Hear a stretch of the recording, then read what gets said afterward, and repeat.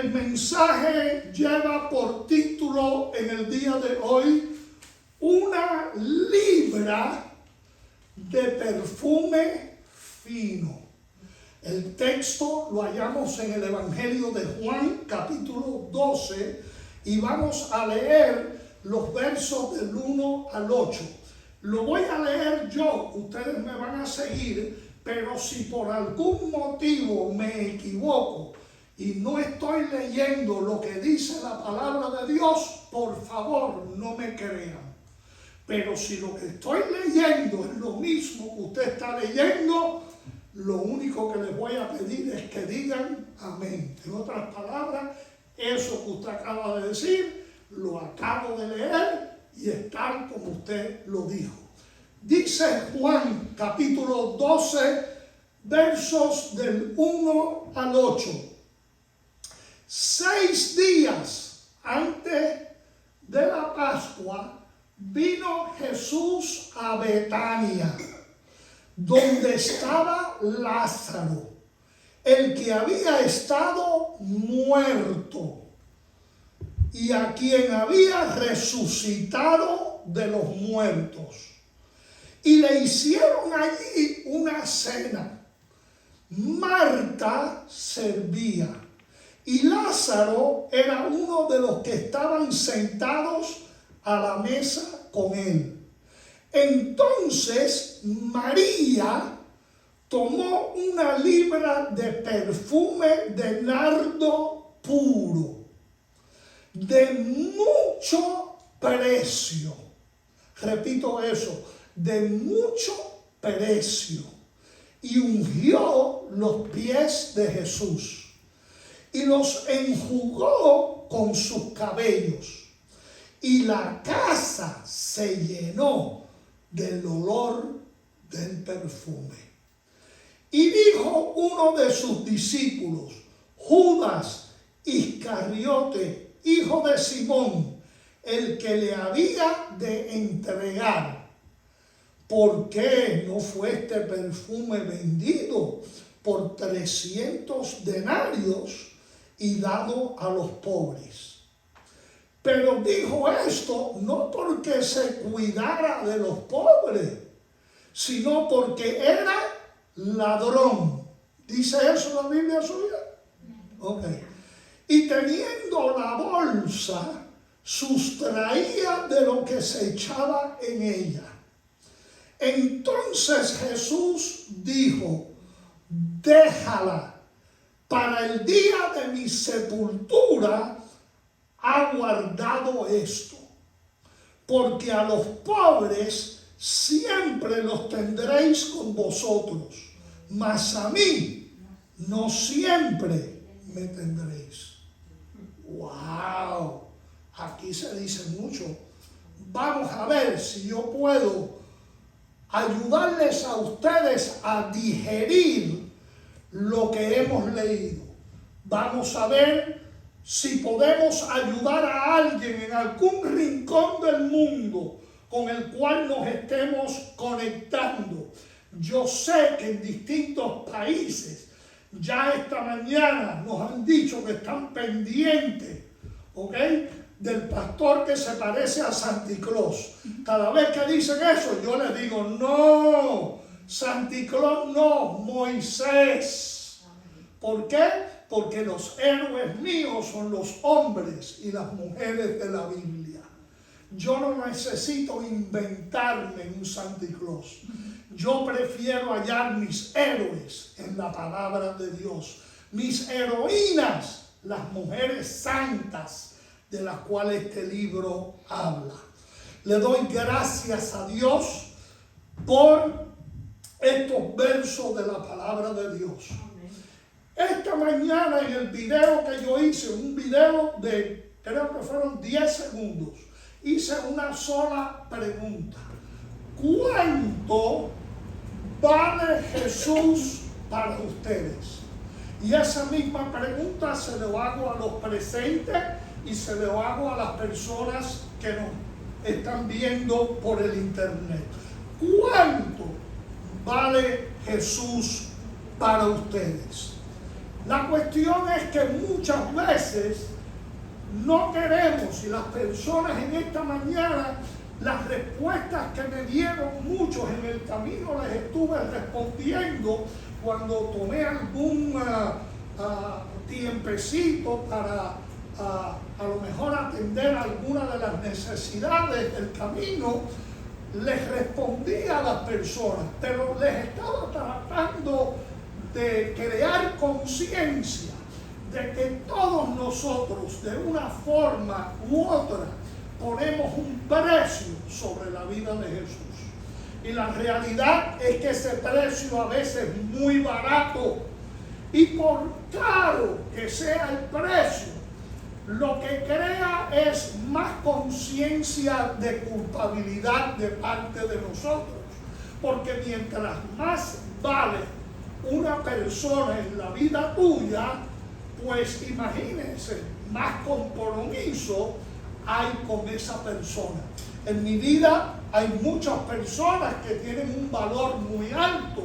Y la realidad es que cuando se habla del Hijo de Dios, pues es mucho mayor todavía. ¿Por qué? Porque Jesucristo no es otro, sino que el mismo Dios, dice la Biblia, que Él era el principio con Dios.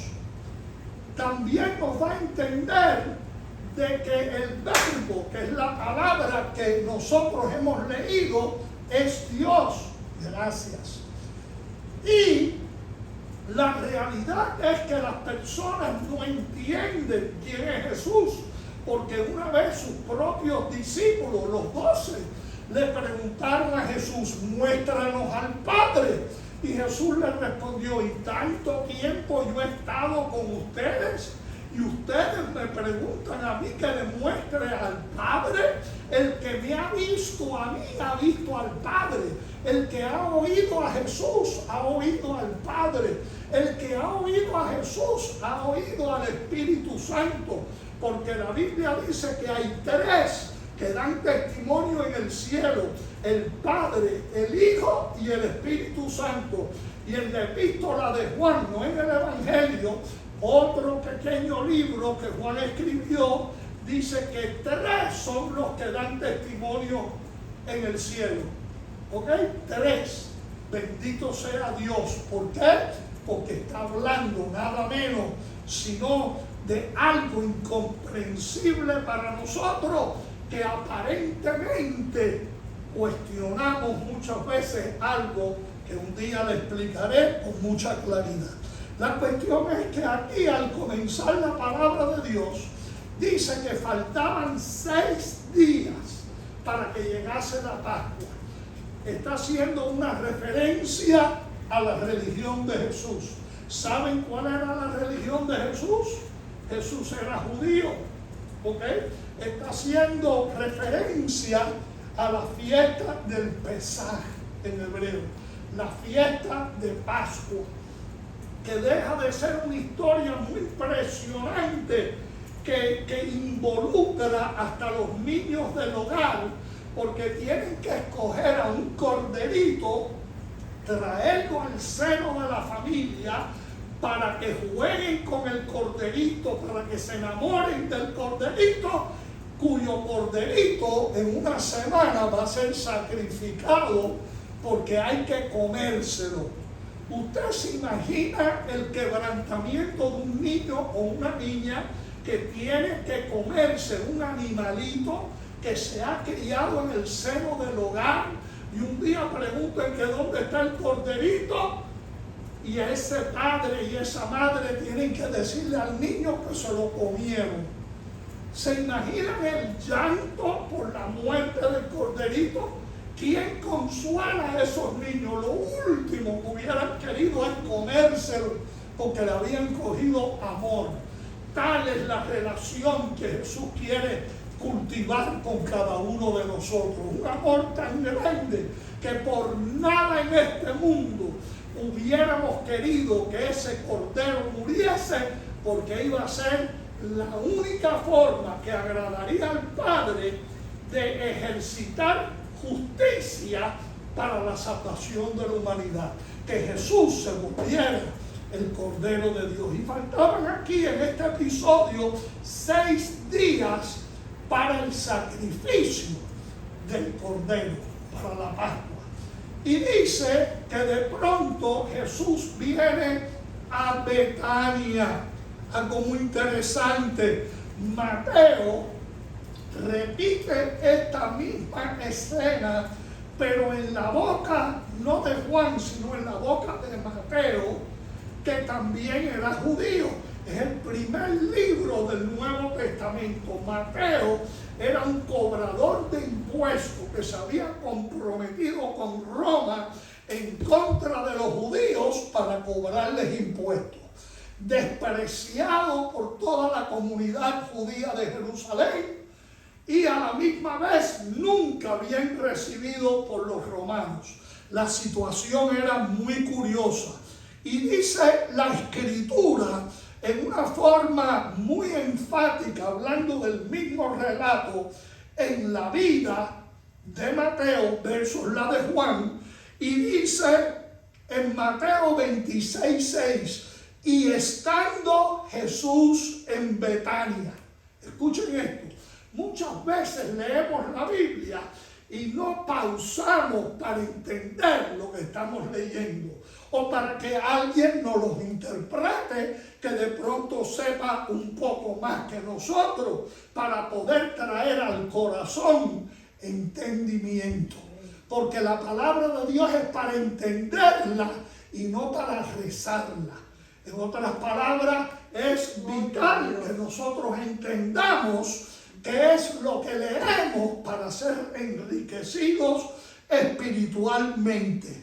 Mire, uno de los significados de Betania en un simple español es la casa de los dátiles. ¿Cuántos de ustedes se han comido un dátil alguna vez en la vida? ¿Verdad? Que son deliciosos, extremadamente dulces y agradables. Y la cuestión es, qué lindo, qué interesante, pero también Betania, como es típico del idioma hebreo, tiene varias aplicaciones, porque Betania también es llamada la casa de la miseria y también la casa de la depresión. Donde quiera que hay miseria, viene la depresión. La gente está incontenta, infelices, incompletas, que tipifica el estado de la humanidad entera. Y el secreto está en tornar la casa de la miseria, la casa de la depresión, en la casa del dátil, de la dulzura, de aquello que trae a nuestras vidas energía y fuerza espiritual. En este sentido, hago varias preguntas a ustedes que están presentes. ¿Cómo puede una persona que vive en la casa de depresión convertirla en la casa del dátil? Lo más importante es reconocer el estado depresivo, el estado de miseria del ser humano cuando no tiene a Dios. Estoy hablando de una experiencia viva con Dios, una experiencia que imparte la energía divina a la vida de unos. Betania era un pueblo que estaba muy cerca del Monte de los Olivos, más bien pertenecía al Monte de los Olivos, que está a la misma vez 3 kilómetros de distancia de Jerusalén, y está al este del río Jordán, donde Juan, el que bautizaba a gente religiosa que venían al río para ser bautizada. ¿Y sabe qué es lo que le decía Juan a estas personas religiosas? Le decía: generación de víboras. Les estaba llamando serpiente a gente religiosa. Dice: ¿qué es lo que han venido ustedes a ver al desierto? Porque él se vestía de ropas muy rústicas. Dice: ¿qué es lo que ustedes vinieron a ver? Porque los ricos están en los palacios de la ciudad ¿Qué es lo que vinieron a buscar al desierto? Juan el Bautista les estaba creando convicción de pecaminosidad. ¿Por qué? Porque habían oído que las masas de Jerusalén iban a buscar a Juan el Bautista para que los bautizara. Dice, el bautismo que Dios me dio es de arrepentimiento, de que todos ustedes que son religiosos pero no conocen a Dios, tengan una experiencia con Dios genuina para que sean aceptables delante de Dios. Él dijo, mi bautismo es de arrepentimiento, pero viene uno detrás de mí, cuyo calzado yo no soy digno de desatar. Dice, Él os bautizará con Espíritu Santo y fuego. Dice, lo que viene después de mí, lo que yo estoy haciendo no es nada. Jesús viene con un abanico que va a soplar y va a impartir fuego celestial a la comunidad que lo busque, pero primero si se arrepienten genuinamente. Mira, el problema sigue hasta el día de hoy. Nadie se puede arrepentir hasta que no sienta culpabilidad. Y lo único que va a crear culpabilidad es reconocer que verdaderamente le hemos fallado a Dios en muchos momentos dados, porque la convicción es la que produce arrepentimiento. Lo vamos a ver en este caso delante de nosotros en una forma muy rica y muy gloriosa. Yo me siento tocado de Dios nada más por compartir estas palabras tan preciosas que vamos a ver en las Escrituras. Algo tan lindo. Mire, Betania era un pueblo que en los días de Jesús, adivine cuántas familias vivían en Betania. 28 familias nada más. En los días bíblicos que estamos leyendo aquí, nada más había 28 casas. ¿Ok? Allí en Betania. ¿Sabe hoy día cuántas personas? Porque Betania todavía existe. Hoy día en Betania, según el censo del 2021, hace escasamente 3 años, habían aproximadamente 23,000 personas en Betania. Quiere decir que estoy cogiendo algo de hace 2000 años, lo estoy trayendo al día para después transportarlos a ustedes a 2000 años atrás, para que vean cómo este pueblo pudo impactar la vida del mundo entero. Un relato tan pequeño hoy día no solo está impactando a la gente que somos originales de Betania, sino del mundo entero, porque Jesús dijo a los 12 apóstoles, id y predicad el evangelio a todo el mundo. El que creyere, miren las condiciones, 2 condiciones nada más puso Jesús.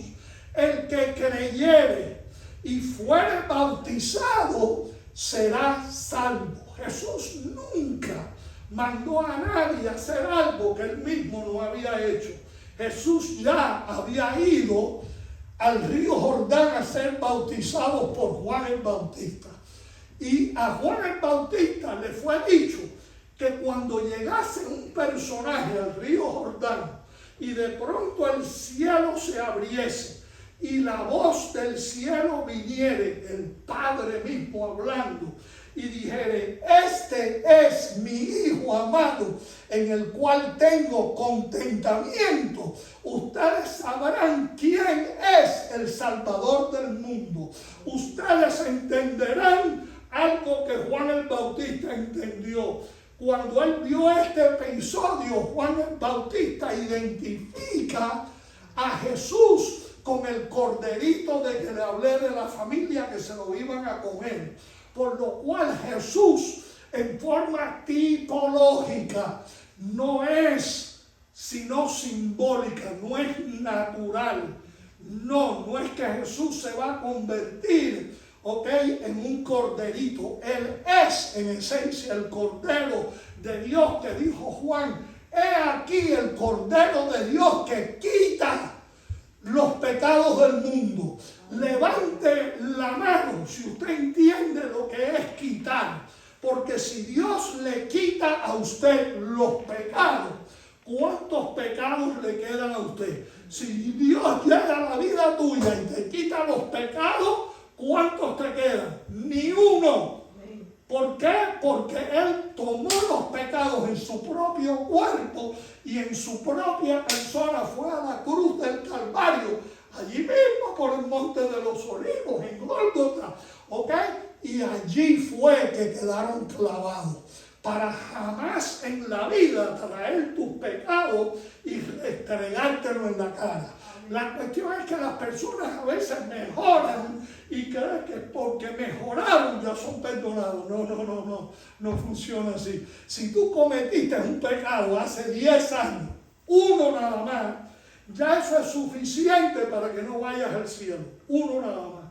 Imagínate que no te caben ni en las manos ni en los dedos de los pies para poder escribir todos los pecados que has cometido, y de pronto Jesús diga que Él está dispuesto a quitarte los todos. Aunque tus pecados fueren tan gruesos como es la Biblia, serán quitados si de corazón te arrepientes y le dices a Jesús, a más nadie, perdóname mis pecados, porque Él es el Cordero de Dios, que quita, dijo Juan, los pecados del mundo. Mira qué extraordinario es saber esto. Ahora, ese mismo pueblo de Betania era donde vivía Lázaro.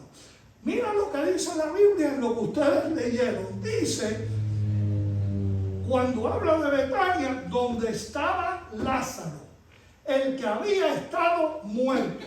¿Cuántos de ustedes conocen en persona a alguien que se ha muerto y después esté vivo? Levante las manos. Yo no, nunca he visto ese caso.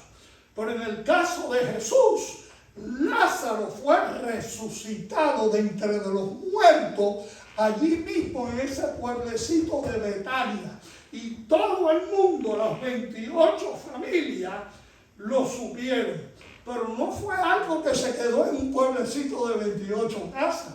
El mundo entero hoy día tiene acceso a este libro donde está la historia de Betania, que es una historia de miseria y depresión. Lo van a ver. Y como de pronto Jesús llega y le da una vuelta a ese pueblecito, que lo vuelve la casa del dátil, de un fruto que solamente se da en el desierto. En otras palabras, no necesita mucha agua. Y adivine qué fue lo que Jesús dijo en una ocasión, que Él era el agua de la vida. Dice, el que bebiere del agua que yo le doy, tipológicamente no le dio a tomar agua a nadie. Dice, el que tome el agua que yo le daré, no tendrá sed jamás, dice la Biblia. Mira qué extraordinario es todo esto. Quiero decir que ahora estamos en este pueblecito, ahí está Lázaro, que estuvo muerto y ahora está vivo, porque dice a quien había resucitado de los muertos. El relato de Lázaro y cómo fue resucitado, hermano, es impresionante, ¿ok? Hoy ese no es el tema de nosotros, lo dejamos así.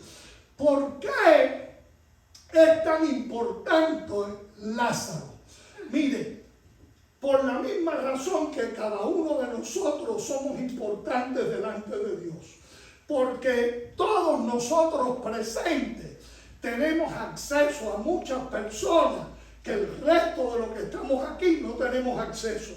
Quiere decir que solamente usted le puede decir de la gran realidad de lo que Jesús vale para usted. Y Lázaro estaba dando testimonio, aún sin abrir la boca, al estar presente ahí en Betania, cuando Jesús vino a visitar, de que ya no estaba muerto. Y la gente, cuando pasaban por la casa, de pronto se quedaban maravillados, porque habían 3 personas nada más en la casa donde vivía Lázaro. Lázaro y sus 2 hermanas. Las hermanas se llamaban Marta y María. ¡Qué casualidad! María de la Cruz, que usted se llame María también. Mi esposa se llama María Magdalena. ¿Ok? ¿Saben quién era María Magdalena? La pecadora de la Biblia, ¿verdad? Y aquí está María de la Cruz. Quiere decir que ambas de estas mujeres hoy día se pueden identificar con este pasaje y van a ver por qué digo eso. La cuestión es, cada vez que veían a Lázaro resucitado, todas las personas en el pueblo se acordaban del milagro que había hecho Jesús en un pueblo de 28 casitas. La grandeza del evento, no había quien lo pudiera tapar. Era como tratar de tapar el sol o la luna con un solo dedo. Era una total imposibilidad. Ahora, lo curioso es que este mismo relato nos da a entender varios detalles, ¿ok? Y cada uno es de mucha importancia. Dice también la Escritura que hicieron allí una cena. Imagínense una cena en un pueblo tan pequeño, porque va a venir Jesús y han invitado a Jesús a cenar. Lo que a mí me da curiosidad, que la cena no es en la casa ni de Marta, ni de María, ni de Lázaro. Hay otro personaje que de pronto aparece y que Jesús le da prioridad, cuando en sí los amigos de Jesús son Lázaro, Marta y María. ¿Ok? Y mire lo que yo veo en todo esto. Dice la Escritura cuál era la función de Marta. Marta servía. Ella estaba encargada de la comida. ¿Ok? Pero me pregunto, ¿y qué hace Marta encargada de la comida si esto no es en su casa? Una interrogación. Y Lázaro era uno de los que estaban sentados a la mesa con él, haciendo referencia a Jesús. Está Jesús sentado, Lázaro sentado, a lo mejor algunas otras personas que no son mencionadas, y dice entonces María. Y mire, igual que identificamos a María Magdalena hoy día y a María de la Cruz, esta María aquí no es identificada, aunque sí es identificada por primer nombre, pero es que todo el mundo se llamaba María. ¿Ok? Esta es María de Betania, del pueblo, así como ella era conocida. Tomó una libra de perfume de nardo puro. ¿Ok? Yo les dije a ustedes hace poco que Magdalena abrió un pomo de perfume que yo les regalé cuando éramos novios y quedé con ustedes y voy a tener que cumplirle. Hoy otra vez se me olvidó, era un momento oportuno, porque ese pomo de perfume me costó mucho dinero. Se lo regalé cuando éramos novios y hace poco, estoy hablando ya de más de 46 años, ¿ok? Éramos novios.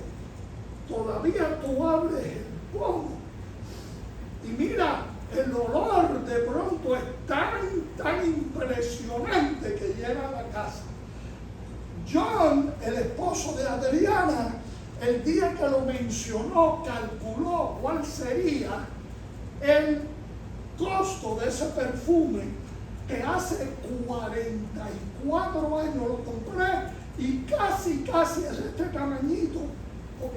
Así de chiquitico, y me costó hace 44 años, me costó casi $200. ¿Ok? Imagínense, 44 años, $200. Me dijo John, pastor, son como $1,000 hoy día. Y tú abres ese pomito, y si lo abro aquí, allá le llegaría el olor de esa fragancia.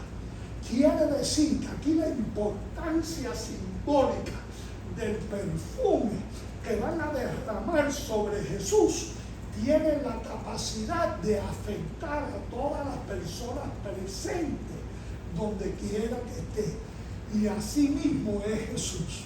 Jesús, donde quiera que llega con su fragancia, impacta a todas las personas, porque no ha habido sobre la faz de la tierra un personaje como él. Y dice la Escritura algo curioso, ¿ok? Muy curioso en este sentido. Nos habla de María de Betania. Ahora, dice que esa libra de nardo puro.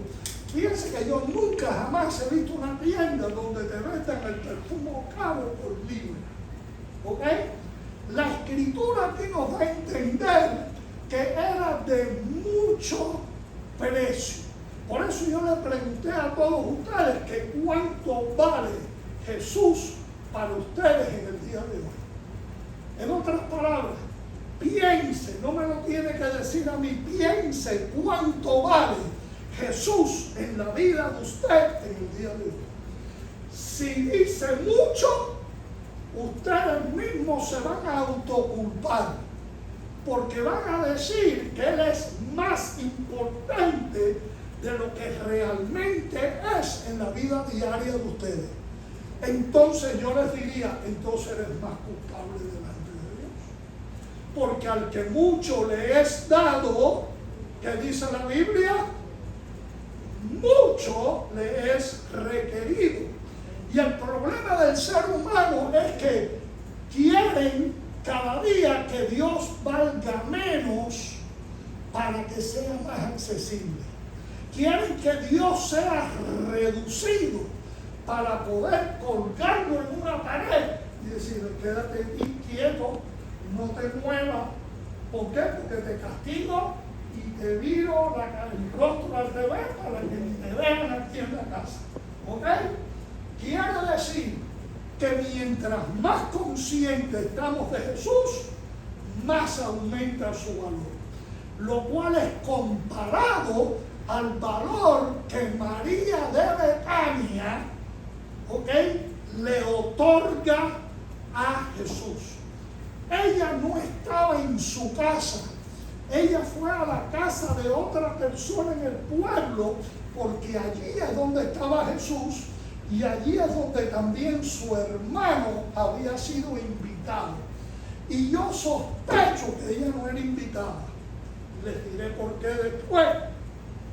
Sospecho que ella no era invitada. Pero ella se aparece allí con una libra de nardo de la India, uno de los perfumes más caros en su día. Y la Biblia dice que costaba por encima de 300 denarios. ¿Saben cuánto es 300 denarios hoy día? Comparativo a lo que era en aquel tiempo el salario de un año entero. Y la pregunta es, ¿cree usted que Jesús vale más que el salario de un año entero de su familia, que puede variar de la familia mía a la familia de la pastora Adriana, o a la familia de María de la Cruz, o a la familia de los hermanos de Magdalena? María Magdalena, de paso, déjeme llamarle como ella correctamente se llama, por lo menos así me dijo que se llamaba, María Magdalena, que sus hermanos son todos millonarios. Quiere decir que cuánto será el salario que ellos ganan en un año entero, como la sobrinita de ella, que es dueña de ranchos, de ganados, de shopping center, de fincas de miles de acres, una por aquí, otra por allá, dinero que jamás en su vida ni ella ni sus hijos se van a poder gastar. ¿Cuánto es ese dinero? 300 denarios. Y pregunto, ¿cuántas personas ustedes conocen que estuvieran dispuestos a atribuirle a Jesús el precio de la ganancia de un año entero, la totalidad de lo que ganaría uno en un año entero. Porque dice la Biblia que María de Betania cogió, hay versiones que dicen un vaso, otros dicen un frasco, pero en sí era una caja de alabastro, que es una piedra preciosa, semipreciosa, perdón, que lo que ella rompe no es la caja, sino el sello de la caja, y coge la libra entera, el salario de un año, y dice la Biblia que lo usa, una porción dice que era para ungirle los pies, pero en realidad este verso es más específico, ¿ok? ¿Por qué? Porque en otra porción de las Escrituras dice que le derramó la libra de perfume a Jesús en la cabeza. Y de la cabeza, para empezar, lo empezó a bañar de perfume hasta que llegó a los pies. ¿Ok? Y de pronto, ustedes lo leyeron, Judas, no Judá, Judas. Judas o Judá era un nombre tan común como decir Juan en cualquier país latinoamericano. Por eso es que hay que identificar cuál es cuál. ¿Ok? Judas era el traidor, y cuando vio eso, la primera cosa que hizo fue no solo escandalizarse él, pero tornarle la cabeza al revés a todos los discípulos. Decirle, ¡ay, qué crimen ha cometido! ¡Ay, qué sacrilegio! Le echaron todo el perfume encima.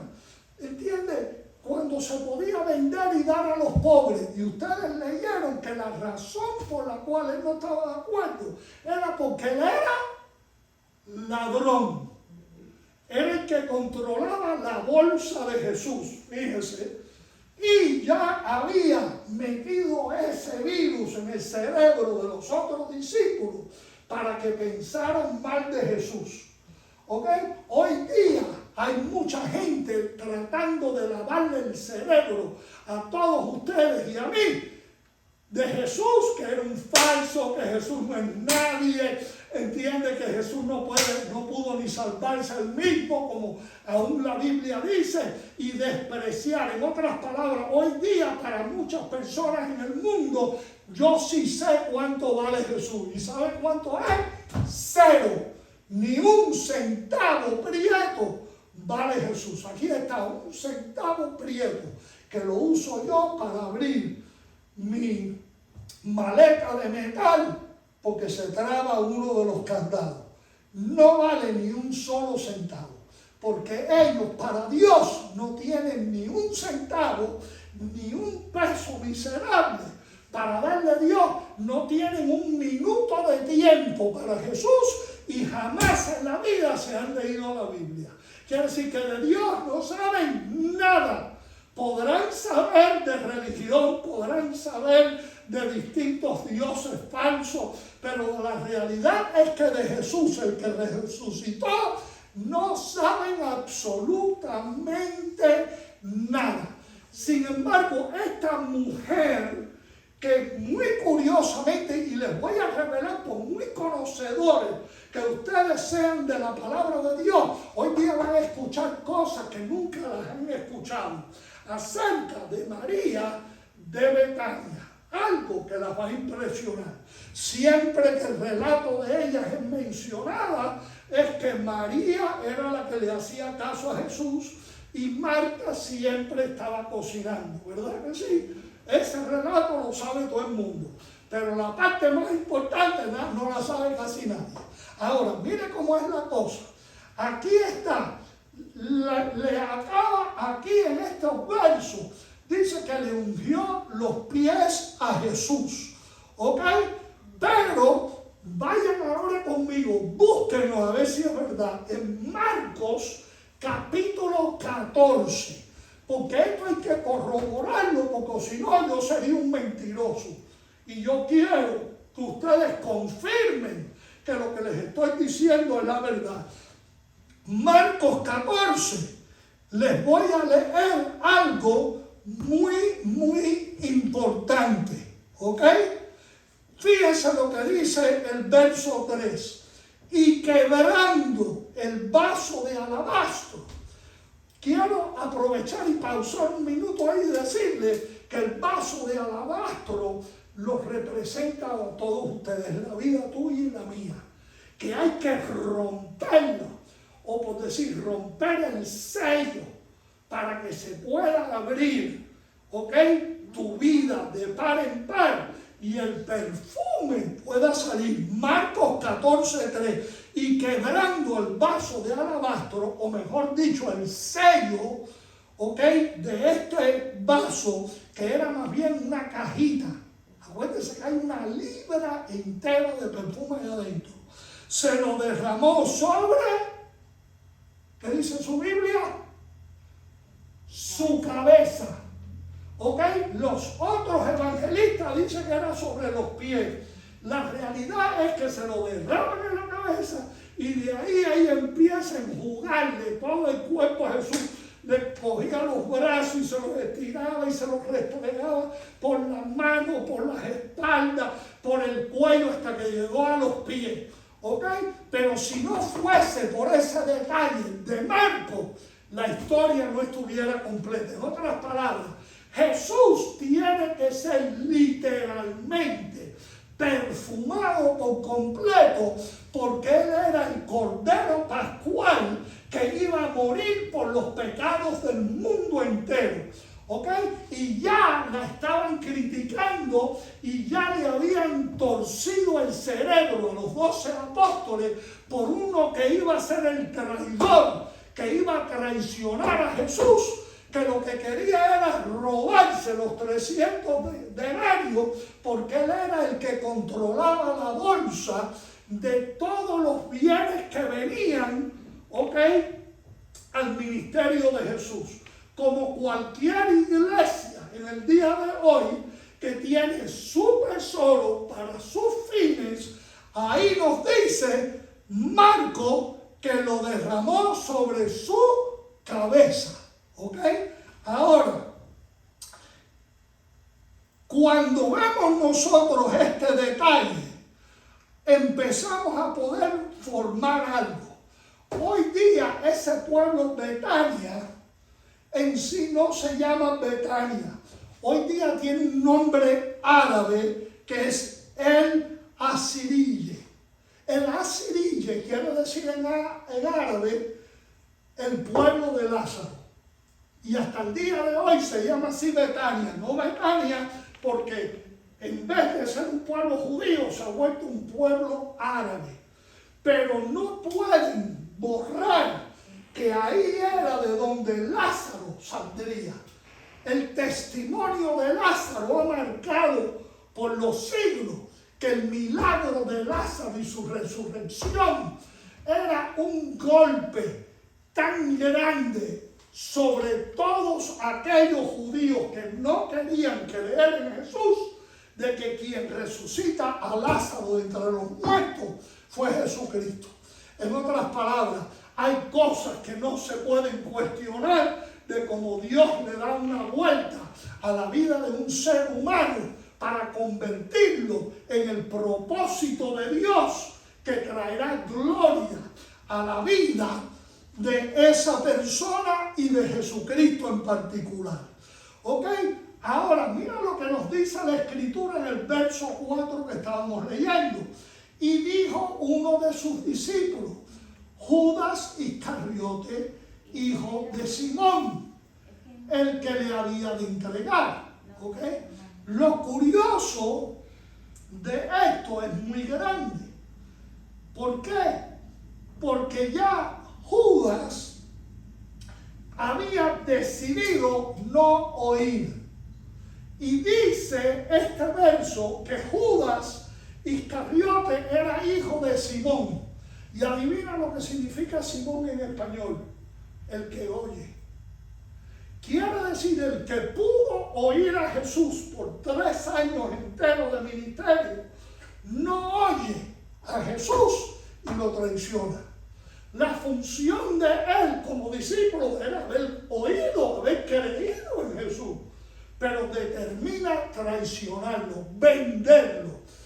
Y es fácil para cualquier persona en el día de hoy decir que este hombre lo traicionó, cuando hoy día hay billones de personas sobre la tierra que están traicionando a Jesús.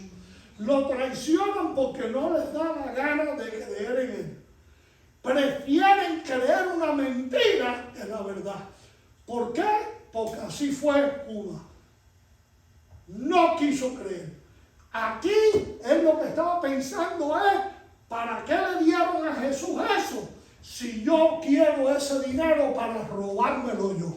Fíjense cómo es la cosa. Ahora, sigo adelante con esto, porque adivina cuál es la casualidad. ¿No se acuerda que le dije que Jesús no estaba en casa de sus tres amigos, Lázaro, María y Marta? No, él estaba en la casa de un hombre llamado Simón el leproso. Da la casualidad que se llama Simón también, el que oye, y acaba de invitar a Jesús que comiera en su casa. Pero aquí tenemos otro Simón, que adivinen qué, no oye.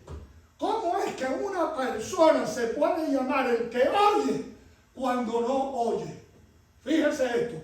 Pero es llamado Simón el leproso. Ahora, por la ley hebrea, este hombre no podía estar leproso. ¿Por qué? Porque Jesús, por la ley judía, no podía entrar a la casa de un leproso. La ley judía lo prohibía. Quiere decir que la condición de este hombre, por el cual se llama Simón el leproso, es porque antes había sido leproso. ¿No se acuerda que Jesús sanó a un grupo de leprosos en una ocasión? ¿Ok? Mira, Jesús tenía experiencia sanando a leprosos. Y a este leproso lo había sanado. Pero ustedes verán la curiosidad tan grande de la cual yo les estoy hablando. Quiere decir que este hombre lo invita. Vamos a decir que fue por agradecimiento de que lo sanó de lepra. Y quiero preguntar, igual que hice con el perfume, ¿cuánto vale sanar a una persona de una enfermedad incurable? ¿Cuánto ustedes creen que debería valer? Una persona que se está muriendo en un hospital de cáncer, ¿ok? De leucemia, de cualquier otra enfermedad incurable. Y más si tiene mucho dinero. Y sabemos que muchas veces el dinero no es suficiente para pagar por algo semejante. La curiosidad de todo esto es que lo más exacto es que Simón había sido leproso. Le seguían llamando Simón el leproso porque como todo el mundo se llamaba Simón, imagínense cuando tú empiezas a preguntar María cuál, ¿ok? Pues hay que especificar cuál María. Y en la asociación de que había sido leproso. Por eso es que Jesús podía estar en su casa comiendo sin quebrar la ley judía que prohibía a nadie sano comer con leproso. Y él estaba allí. Quiere decir que este hombre supuestamente era un leproso agradecido. Pero yo veo algunos detalles que me impulsan a pensar lo contrario. Primero que nada, cuando una persona se vuelve leprosa, la primera regla que hay en la Biblia es que había que botarlo de la casa. Quiere decir, un miembro de tu familia o de la mía, había que botarlo de la casa. No se podía tener en casa. Entonces, si Simón era el leproso y ya no estaba leproso, quiere decir que probablemente invita a Jesús porque Jesús lo había sanado de la lepra. Pero, como era del mismo pueblo de Betania, parece que había una relación que la Biblia no especifica entre Simón el leproso y estos tres personajes, Lázaro, Marta y María. Y María de Betania atrevidamente entra a casa de Simón el leproso, no para ver a Simón, pero para ver a Jesús y ungirlo para su muerte. ¿Ok? Eso es lo que yo estoy viendo. Y tú me dices, pero no entiendo. Escúchame, no te me adelante. Ten paciencia. Yo creo, por lo que estoy viendo en el cuadro, que María de Betania, que la están culpando de ser en otra porción, aquí no lo dice, déjame estar seguro, ¿ok? De pronto no lo estoy viendo, a lo mejor es aquí, a lo mejor por otro lado, llegaré ahí después en un momento, y es que parece que María de Betania, cuando a Simón el leproso lo botan de la casa y se tuvo que ir a vivir a otro lugar, primero los leprosos andaban con una campanita en la calle, ¿ok? Porque no lo dejaban vivir en ninguna ciudad. Parece que había sido el marido de María de Betania. Pero porque le dio lepra al hombre, ¿ok? El hombre está leproso, una mujer está sola, vamos a pensar que pasó 1 año, 2 años, 3 años, 5 años. María, ¿ok? Hay gente que la quieren tildar de pecadora porque se tuvo que buscar otro marido, porque el primer marido se vuelve leproso, ¿ok? Y empiezan a llamarle a ella la pecadora, ¿ok? María de Betania ahora es María la pecadora. Pero el atrevimiento de ella de ir a la casa de Simón, del cual es sanado, es que sí, él se sanó, pero cogieron rumbos distintos en la vida, porque la vida, hermanos, es cruel, ¿ok? Fíjense que Betania, les dije que se llamaba casa de miseria y casa de depresión, y les dije que Jesús se especializa en coger vidas miserables y vidas deprimidas y convertirlas en un fruto delectable como es el dátil. Quiere decir, no importa la condición de ninguna persona en la humanidad, si viene Jesús y Jesús transforma las vidas de ellos y vuelve una experiencia detestable en una maravillosa. Vamos a ver si tengo razón o no, porque es sospecha mía y ustedes después me pueden decir lo que quieren, porque la Biblia dice que los hombres sabios se deleitan en la palabra de Dios. Ok, quiero decir que para los hombres santos y las mujeres santas, la palabra de Dios es de recreación, no de depresión, de recreación y de fructificar. No sé decirlo en español, perdónenme, de hacer algo fructífero, dulce y maravilloso. Ahora vamos a ver cómo veo todo esto, porque miren lo que dice Mateo 26:7. Vino una mujer con un vaso de alabastro, haciendo referencia a María de Betania, perfume de gran precio. En griego, esa palabra, el griego koiné, es baritimos. Baritimos quiere decir muy precioso y se aparece. Ahí es donde lo define.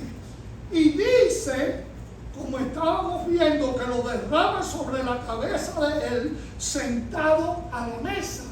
¿Qué hizo? Consciente o inconsciente, lo prepara para la muerte. Pero miren lo importante que es todo esto.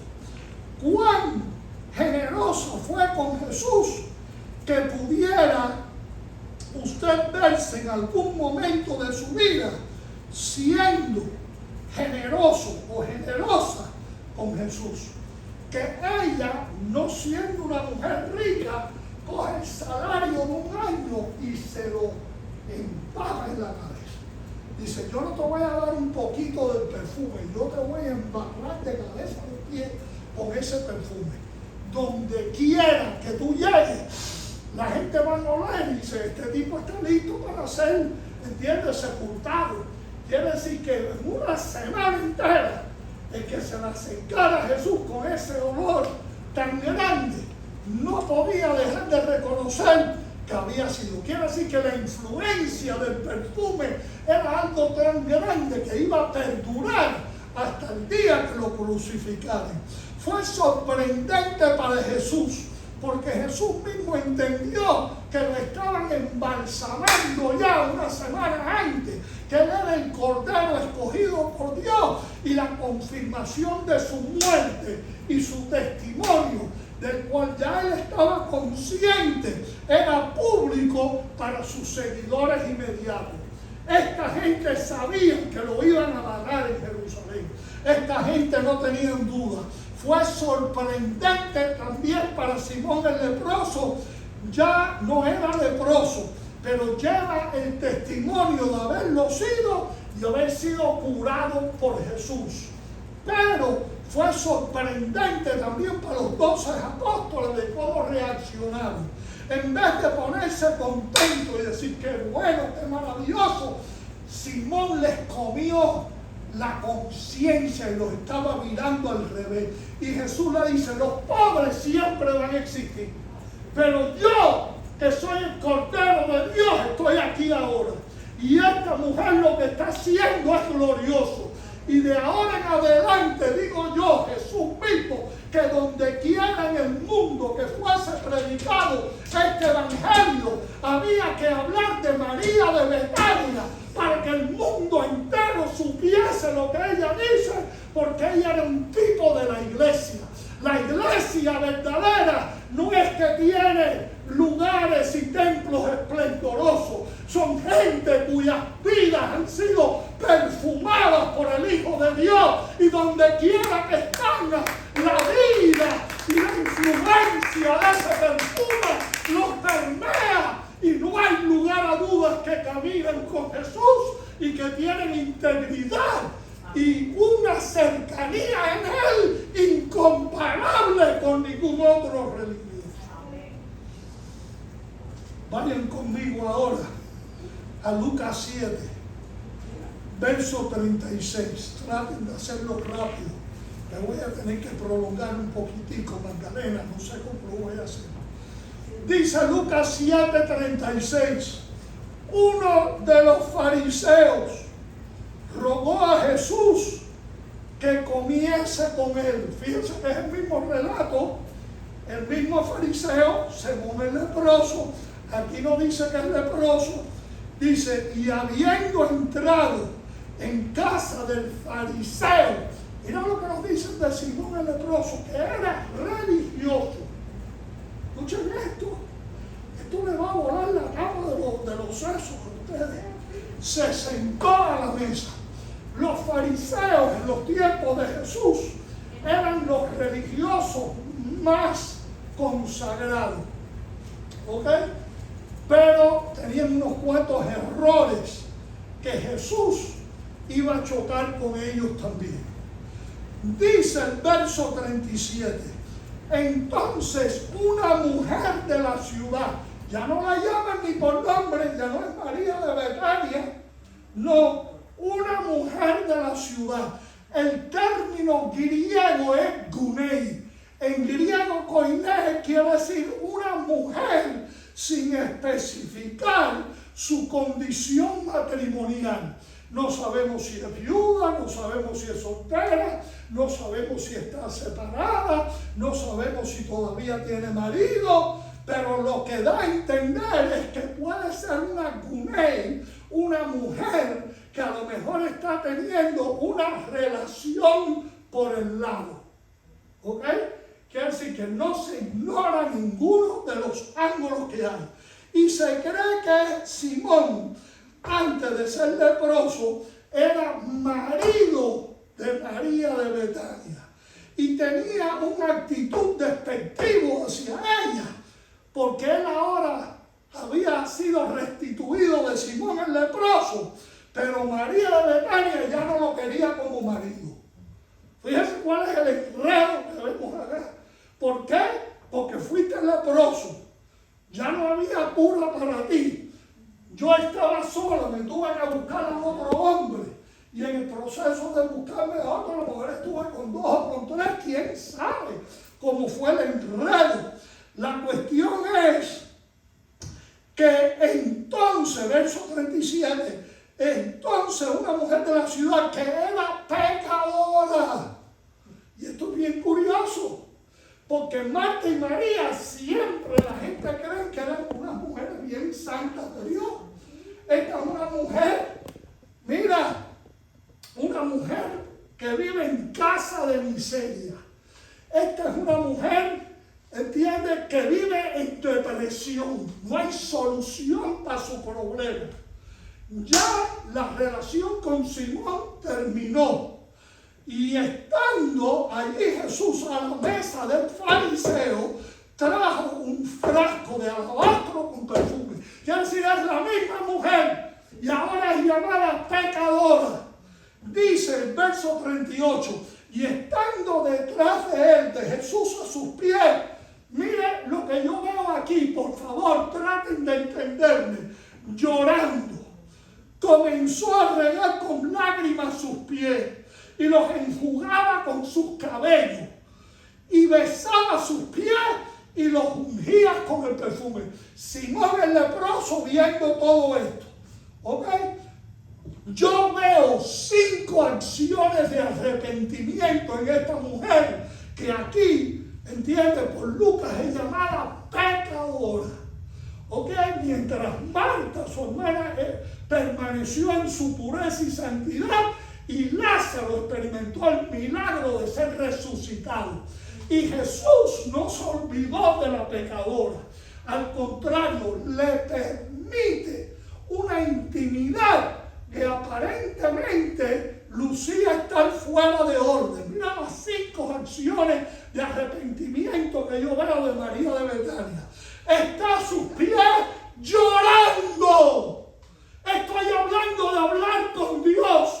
Una persona que está en este estado de profundidad con Dios, llorando delante de Dios, es una persona arrepentida de verdad. Esto no es un juego. La culpabilidad produce arrepentimiento. Ella se consideraba culpable. La señal es que ella llora arrodillada. Es una señal de sumisión. Segundo, comenzó a regar con lágrimas sus pies. El llanto produce convicción y fue tan poderosa las lágrimas que fue suficiente para lavarle los pies a Jesús. Tanto lloró que ya no necesitaba agua para lavarle los pies. Y no teniendo una toalla, empieza a lavarle los pies con el pelo de ella. Su larga cabellera la usó para lavarle los pies. Después para secarle. Y después vemos que su cabellera fue la que había tornado ella en una toalla. 4, besaba sus pies.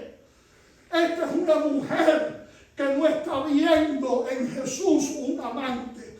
Esta es una mujer que está viendo en Jesús a su Salvador. Consideró que Jesús era tan superior, tan divino, que se atrevió a besarle los pies. Ella no le estaba besando ninguna otra parte, ¿entiende?, de su rostro ni nada. En agradecimiento por el perdón que pretendía, su arrepentimiento era genuino. Y quinto, los ungía con el perfume los pies. No paró hasta purificar sus pies y después los santificó y lo embalsamó con perfume. Lo saturó. La palabra griega para esto, el griego era el inglés de aquellos días, ¿ok? Era aleifo. Aleifo quiere decir en griego lo ungió, lo preparó para una función divina de volverse el sacrificio de Dios. El Padre vio bien en pecados del mundo sobre la persona de Jesús, su Hijo amado. Jesús desea prepararte a ti y a mí para sacrificio delante de Dios.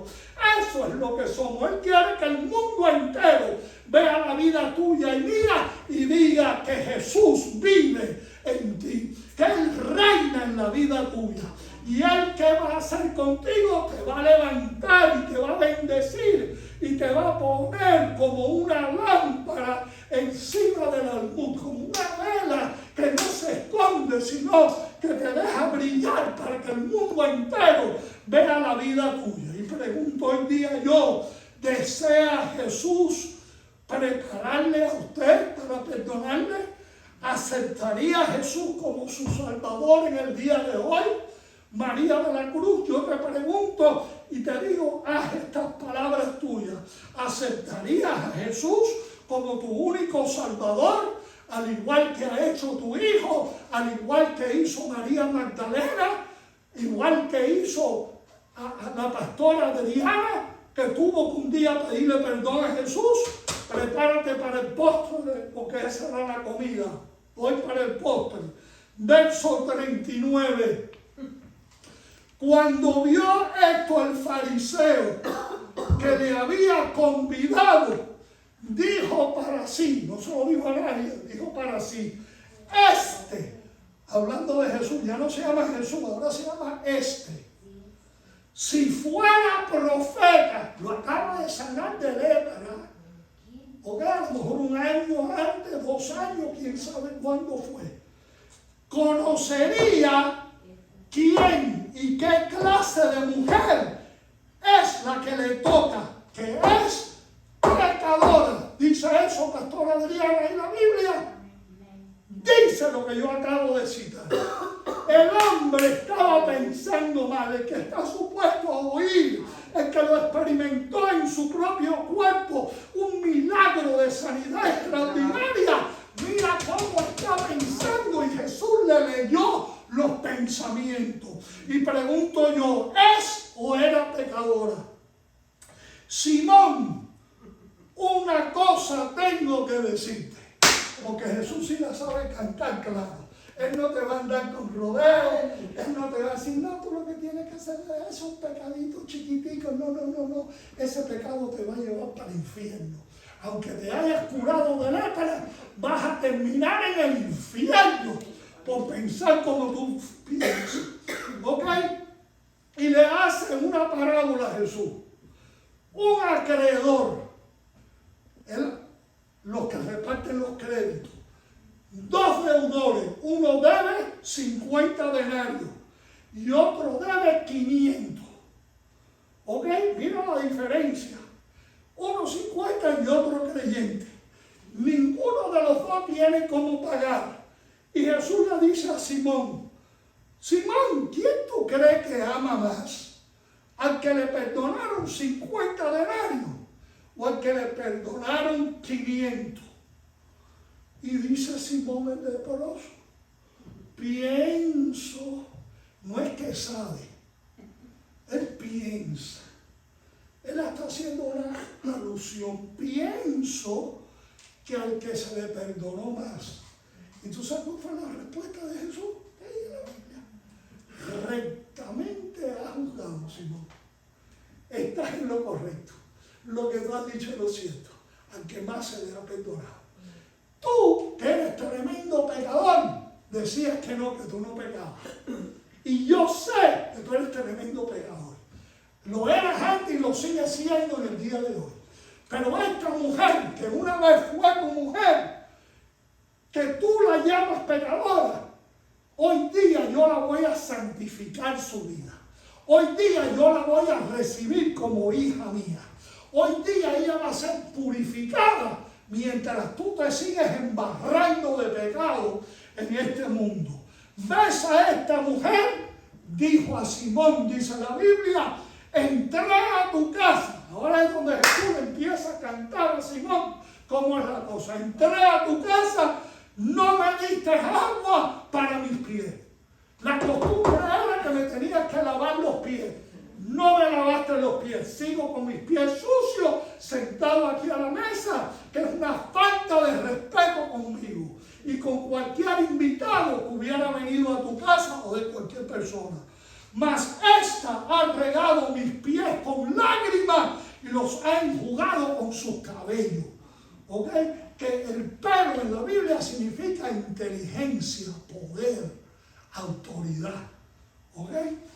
No me diste beso. Lo correcto es que le hubiera dado un beso a Jesús. No le dieron beso a Jesús. Mas esta, desde que entré, no ha cesado de besar mis pies. Mira cómo piensa Jesús. No ungiste mi cabeza con aceite.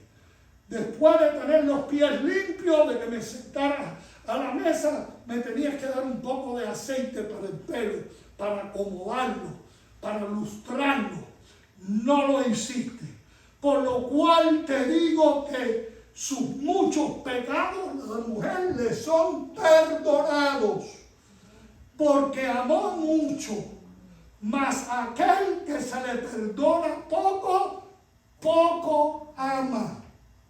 Fíjate estas palabras de Jesús. Y a ella le dijo, tus pecados te son perdonados. Y los que estaban allí a la mesa dijeron, ¿quién es este que también perdona pecados? Ten en pie todo el mundo. Amén. A todos ustedes que me escuchan por el internet, ¿cuánto vale Jesús para ustedes? ¿El salario de un año entero? Hay algunos de ustedes que no ayudan a sus pastores, no ayudan a sus iglesias, no hacen absolutamente nada por Jesús y quieren venir a engañarme a mí en el día de hoy diciendo que ustedes aman a Jesús. Embusteros que son todos ustedes.